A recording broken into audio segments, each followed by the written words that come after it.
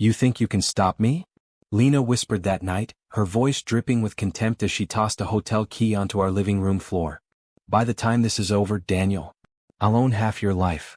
She laughed, loud, cruel, certain she'd already won. What she didn't know was that the man she'd underestimated, the husband she mocked to his face, had already begun unraveling the entire scheme she built with her lover. And what happened next will make you question everything, about trust, manipulation, and the kind of revenge that doesn't scream, it silently rearranges the battlefield. Viewers, have you ever had someone betray you so deeply that the truth felt like it stole the air from your lungs? Tell me, what would you have done next? Please subscribe, like, comment and watch till the ending to share this interesting to your family and friends. My name is Daniel Rourke, a 42-year-old structural engineer living in Portland, a city where the rain never fully stops and neither, apparently, do the quiet disasters. I've spent my whole adult life believing that anything broken can be rebuilt if you understand the blueprint. Buildings, bridges, marriages, they all follow patterns, stress points, load-bearing truths. At least, that's what I told myself as I sat alone in my dim living room at 2 a.m, fingers stiff around a mug of cold coffee while rain tapped the window like a patient warning I never learned to hear. I used to think my wife Lena loved the certainty I offered, the steady ground beneath her feet. We met 12 years ago at a volunteer build site after a storm took down half a neighborhood. She liked that I solved problems quietly. She once said I made her feel anchored. Now I look back and wonder if that word was already a confession. Anchors restrained too. Lately she'd been slipping away in inch-long withdrawals. Late nights, cold responses, silences that felt rehearsed. But I didn't expect the moment everything shattered to be so casual. She walked in at 1:17 a.m., makeup smudged, hair undone in a way that didn't belong to the night's weather. When I asked softly, "Is there someone else?" she laughed. Not a nervous laugh, a sharp, confident, cutting thing. "You," she said. "You're the last person I'd cheat for. But yes, someone finally appreciates me." Her purse hit the couch and something metallic clattered out, a hotel key. The moment it landed, something in me shifted like a structure under too much weight. And the worst part? Her smile. She wanted me to see it. The hotel key lay on the hardwood like a dare, glinting under the soft glow of the lamp. I remember staring at it longer than I should have, as if the truth might rearrange itself if I waited. Lena didn't even pretend to care. She just smirked, kicked off her heels and said, "Since you're so curious, Daniel, go ahead. Find out." Her voice had that same cold amusement people get when they watch a controlled demolition, anticipating the collapse, admiring the symmetry. She turned away, heading for the bathroom with the swagger of someone who believes the consequences have already been negotiated. Before she reached the doorway, her phone buzzed on the counter. A soft vibration, delicate, but to me it sounded like a trigger being pulled. She didn't even flinch. Didn't even glance. I did. The screen lit up with a message from someone identified only as E. Same time tomorrow? So casual. So confident. Like they'd been doing this for a while. A heat rose in my chest. Not anger yet, something quieter, something surgical. I picked up the phone, turning it slightly, expecting a string of old messages, something that would map the timeline of her betrayal. But before I could check anything else, I heard the bathroom door click shut and the shower roar to life, drowning out every question I wanted to ask. I slipped the hotel key into my pocket. It felt heavier than metal should. A tool. A clue. Or maybe a doorway to a truth I should have seen months ago. Because somewhere inside me, beneath the shock, a strange feeling flickered. She wanted me to discover this. She wasn't hiding the affair. She was inviting me into it. Please don't forget to subscribe. I didn't go to the hotel that same night. I lay awake until dawn, staring at the ceiling, replaying that laugh, sharp, dismissive, almost rehearsed. By the time the sun pushed through the blinds in thin golden lines, I'd made up my mind. If Lena wanted me to find the truth, I'd walk straight into it. So that afternoon, with the key still warm from being clenched in my fist, I drove to the hotel, printed in tiny silver letters along its edge. The hallway smelled of industrial cleaner and cheap cologne, the kind that fades too fast but clings to fabric just long enough to betray you. When the door unlocked with a soft beep, I pushed it open and stepped inside, half expecting the room to be empty, lifeless. Instead, there were 2 wine glasses on the nightstand, lipstick on one, smudged fingerprints on the other. A shirt hung over the back of a chair, men's, fitted, expensive, the kind worn by someone eager to be noticed. Then the bathroom door opened. Ethan Mallory stepped out with a towel slung over his shoulders, drying his hair like this was his room, his life, his victory. He froze when he saw me, but only for a moment. Then he smiled, a slow, arrogant thing that made my jaw tighten. "I guess she wasn't lying," he said. "Said you were predictable enough to show up." Ethan. 28. Charming. Ambitious. Too ambitious. My new project manager. My subordinate. He didn't even pretend to apologize. Instead, he reached into his briefcase on the bed, pulled out a folder, and handed it to me like he'd been waiting for this moment. "She said you'd want this," he said. I opened it, and my blood went cold. Inside the folder were bank statements, pages and pages of transactions from an account I didn't even know existed. At first, I didn't understand what I was looking at. My eyes scanned the withdrawals, the dates, the amounts. Incremental transfers, never large enough to trigger alerts, but steady, consistent, purposeful. $38,000 gone over 9 months. My money, our money, funneled into an account she'd kept hidden like a second life tucked beneath the first. Ethan watched me read, leaning casually against the dresser, arms crossed as if this were a performance he'd been dying to see. "She said you never check anything," he said. Guess she was right. His voice was soaked in pity he didn't earn. I felt something inside me tighten. Not heartbreak, not rage, but the cold, precise sensation of a structure finally showing its cracks. I used to think Lena's spending habits were just stress responses, remnants of the trouble she got into back in college when she maxed out 3 credit cards in a single semester. She promised she'd grown out of it. Promised she'd changed. I believed her the way you believe a building will hold even after you hear the first faint groan. But there it was. Proof she'd never changed at all. As I flipped another page, a photo slid loose from the folder. A picture of Lena in Ethan's arms, wearing the necklace I bought her for our 10th anniversary. Her head rested on his shoulder. His hand gripped her waist like he already owned her. My phone buzzed in my pocket. A new message. A photo. The same photo Ethan had just handed me, but with a caption typed in Lena's familiar, looping script. "We're done pretending." The room felt smaller, colder. And for the first time, I realized this wasn't spontaneous cheating. It was a plan. Please don't forget to subscribe. I left the hotel without speaking to Ethan again. His smirk followed me into the parking lot, into my truck, into the silence that wrapped around me like heavy insulation. I didn't drive home. Couldn't. Instead, I found myself parked in front of a squat brick building with a flickering neon sign, Calder Investigations. I'd driven past it for years without ever imagining I'd step inside. The office smelled like old carpet and burnt coffee. Behind a cluttered desk sat Rita Calder, a former cop with sharp eyes and a voice that carried the weight of someone who'd heard every ugly human confession imaginable. She looked me up and down before saying, "Sit. Tell me everything." So I did. Not just the affair, everything. The changes in Lena. The lies disguised as late-night meetings. The missing money I'd never noticed because I trusted her more than I trusted my own instincts. When I finished, Rita didn't look surprised. She just sighed and pulled out a notepad. "You came in at the right time," she said. "Your wife has been leaving a trail a mile wide." She wasn't exaggerating. Within an hour, Rita had pulled up financial history, public records, and, most unsettling, private correspondences Lena thought she'd deleted. And then she told me something I never expected to hear. Something that made my stomach twist like I'd swallowed iron. "Daniel, this isn't her first affair. 5 years ago. A coworker. A short, frantic relationship. Secret meetups. And then, a miscarriage she told me was a medical scare."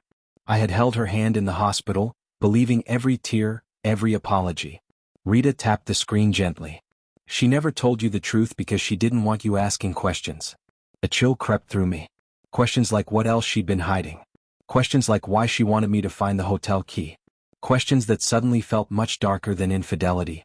Rita worked with a precision I recognized, methodical, relentless, like an engineer mapping out structural failure in slow motion. She pinned printed photos to a corkboard. Lena at a downtown law office. Lena exchanging envelopes with someone in a cafe. Lena in her car talking on the phone with her face twisted in a frustration I had never seen at home. Every picture felt like a hammer tapping deeper into a wall I didn't know was hollow. "She's filing separation paperwork," Rita said, handing me a copy of a petition stamped 2 days earlier. My eyes traced lines I struggled to believe. Claims of emotional neglect, unpredictable anger, patterns of controlling behavior. Words that didn't belong to our marriage. Words Lena was planting like landmines. "She's building a narrative," Rita continued. "One that benefits her legally. I thought of the hole I punched in our bedroom door a decade ago. A stupid, impulsive moment after I lost a major project contract. I apologized for weeks. I fixed the door the next day. I thought that moment died there. But seeing the photo attached to the petition, one she must have taken silently, storing it for years, made my chest tighten. She's planning to take half of everything, Rita said. And with Ethan pushing for your position at work, this could escalate fast. Ethan. His sudden ambition. His smugness. His certainty I'd walk into that hotel room. It all aligned too neatly. I stared at the board and for the first time the picture sharpened.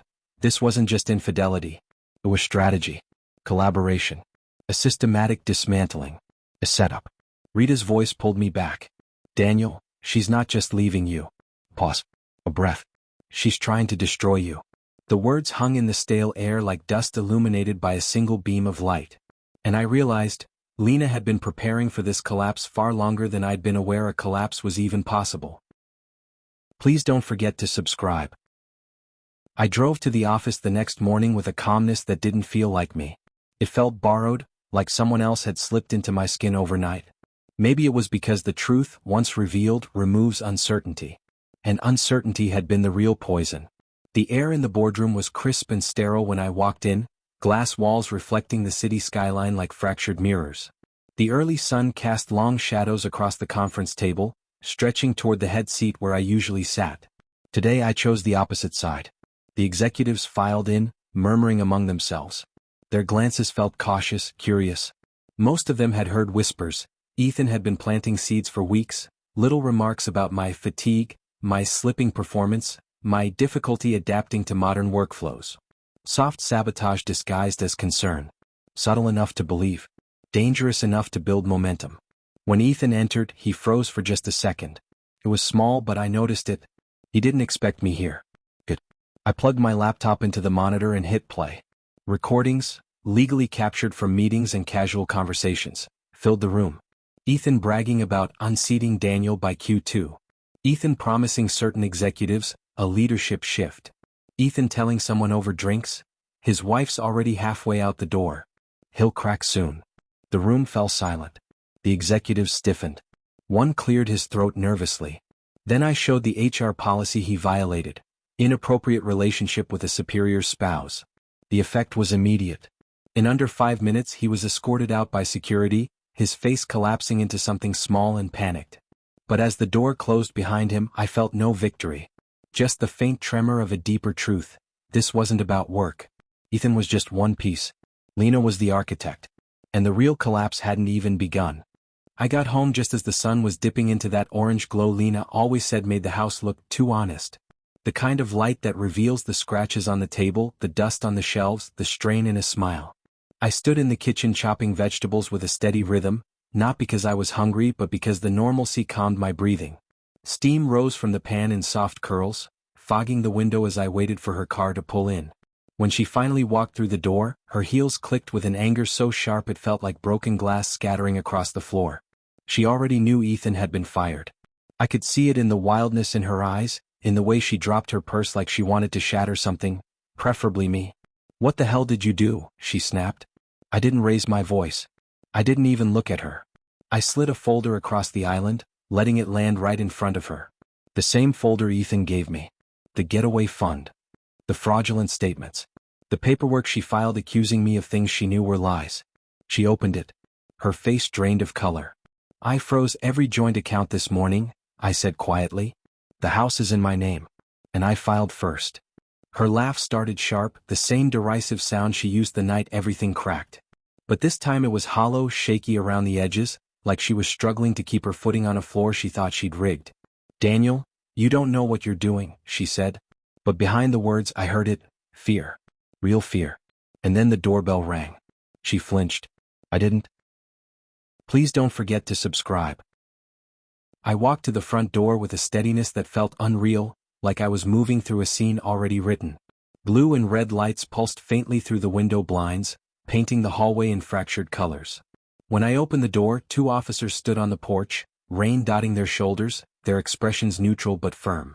Lena froze behind me, her breath catching in her throat like she'd swallowed a stone. "Mrs. Rourke?" one of them asked, stepping inside. "We have a warrant to collect your electronic devices as part of an ongoing investigation." Her confusion wasn't faked. She looked from them to me to the folder still open on the counter, then back to the officers as though searching for a version of reality where this wasn't happening.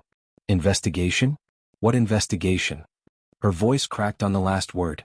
Fraud, the officer said simply. Specifically falsified financial documents and potential misrepresentation for personal gain. Her hand flew to her mouth. No, that's, Daniel, please tell them. But she stopped herself. Because she knew. And I knew. This wasn't something I controlled. This was the natural consequence of the lies she'd stacked like unstable bricks, believing they'd never topple. The officers moved through the house efficiently, checking drawers, collecting laptops, tablets, her phone. Every click of a hard plastic evidence bag felt like another nail sealing a door she'd been pounding on for months. She followed them around, trembling, whispering half-formed excuses to no one in particular. As they escorted her toward the door, one officer paused and turned to me. She said something strange during intake, he murmured quietly.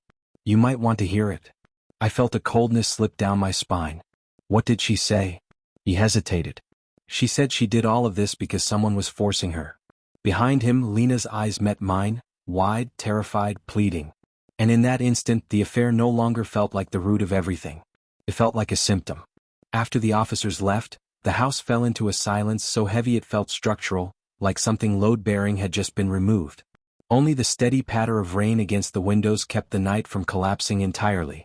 I sat alone in the living room, a single lamp casting a warm pool of light around me, the rest of the house swallowed in shadow. The same room where this entire unraveling began. The same hour. The same rain. As if the universe wanted symmetry. Her last look haunted me, not angry, not defiant, but terrified. A terror I'd never seen in her, not even during the miscarriage years ago, when she'd clung to me in that hospital hallway with a desperation that didn't match the story she gave. Back then I chalked it up to grief, to shock. But now, sitting in the half-dark, pieces began shifting in ways I couldn't ignore. What if that wasn't grief? What if that was fear too? The officer's words repeated in my head like a slow, deliberate echo. She said someone was forcing her. Not pressuring. Not manipulating. Forcing. Even the phrasing felt wrong for Lena. She was prideful, stubborn, fiercely independent. For her to use that word, something deeper had been carving at her long before Ethan entered the picture. Rita called just as I was about to pour myself a drink. Her voice was low, tight. Daniel, I found something. Something you need to see in person. What is it? I asked. Pause. A hesitation. It's about Lena, she finally said. And it changes everything you think you know. The line went dead. And as I stared at the silent phone, at the rain sliding down the glass like fractures on a window pane, I realized the nightmare Lena had laughed into existence wasn't ending. It was only shifting. Please subscribe, like, comment and share for more interesting stories.